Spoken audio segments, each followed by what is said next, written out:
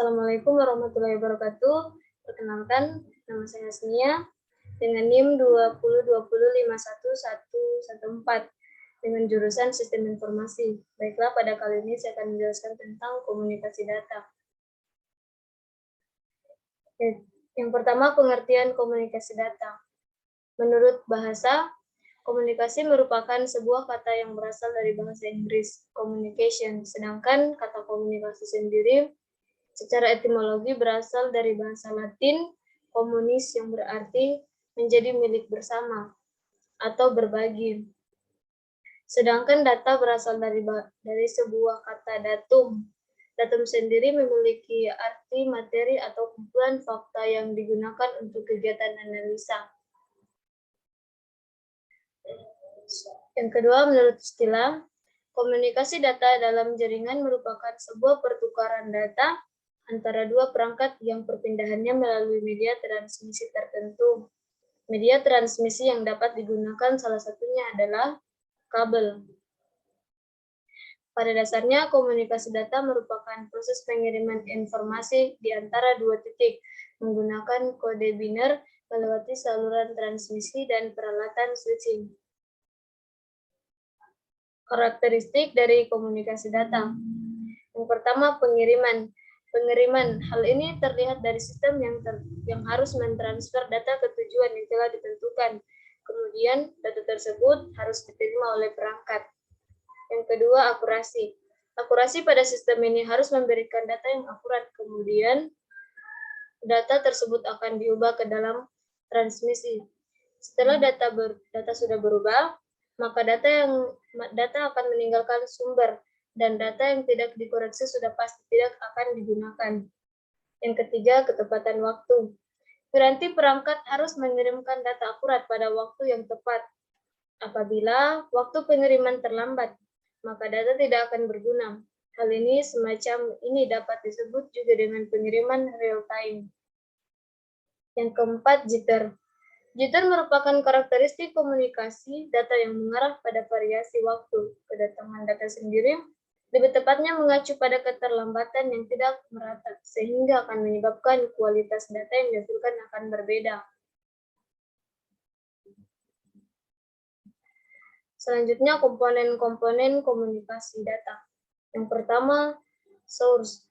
Komponen pertama yaitu source, atau sumber yang membangkitkan data atau informasi yang dikirim. Sumber dalam hal ini dapat berupa alat input pada perangkat komputer atau laptop. Yang kedua, transmitter. Transmitter atau disebut juga dengan pengirim merupakan sebuah alat yang berguna untuk memproses data-data yang berasal dari komponen pertama, yaitu sumber untuk disalurkan ke sistem informasi. Alat ini berbentuk komputer personal yang biasa digunakan untuk mengolah segala bentuk data. Yang ketiga, sistem transmisi. Sistem transmisi merupakan sebuah jalur transmisi tunggal ataupun jalur kompleks yang menghubungkan dua sistem, yakni sumber dan tujuan secara fisik. Dan alat ini dapat berupa media wireline atau media wireless. Yang keempat, receiver. Komponen receiver atau penerima alat yang digunakan untuk menerima sinyal atau sistem transmisi dan memperoleh segala informasi atau data yang diperoleh peringkat tujuan dalam bentuk fisiknya. Alat ini dapat berupa komputer personal yang berfungsi secara umum. Yang kelima, destination. Komponen terakhir adalah destination atau tujuan. Komponen ini merupakan komponen yang menangkap informasi atau data yang dihasilkan oleh penerima.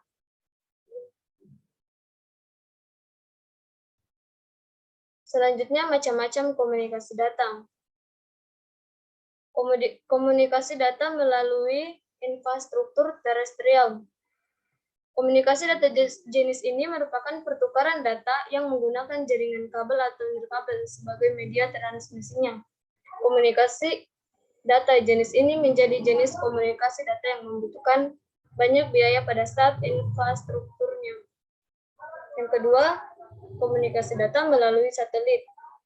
Komunikasi data melalui satelit merupakan pertukaran data yang menggunakan satelit sebagai media transmisi atau sebagai jalannya data, sehingga jangkauan data akan lebih luas dan tidak memakan biaya yang banyak karena biaya transfer lebih murah.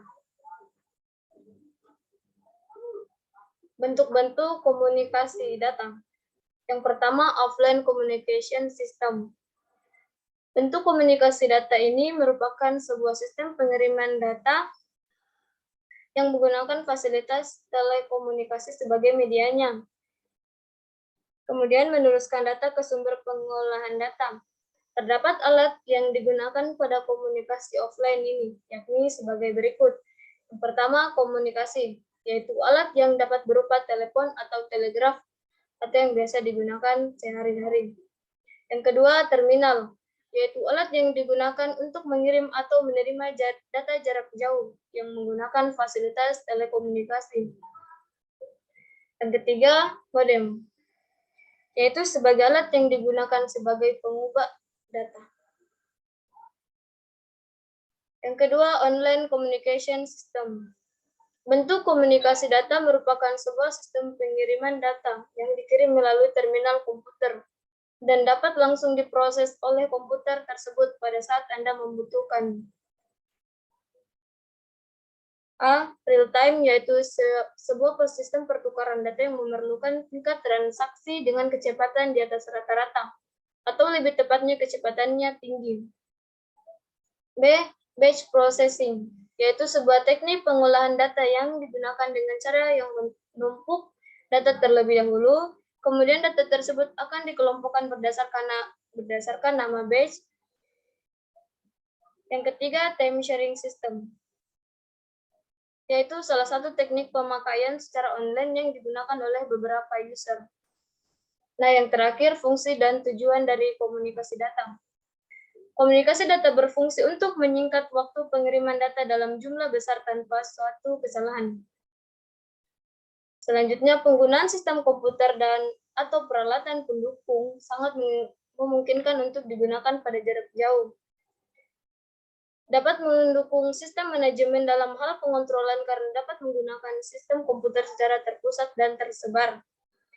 Dapat digunakan sebagai alat komunikasi bagi orang-orang yang memiliki lokasi geografis yang berbeda atau berjauhan.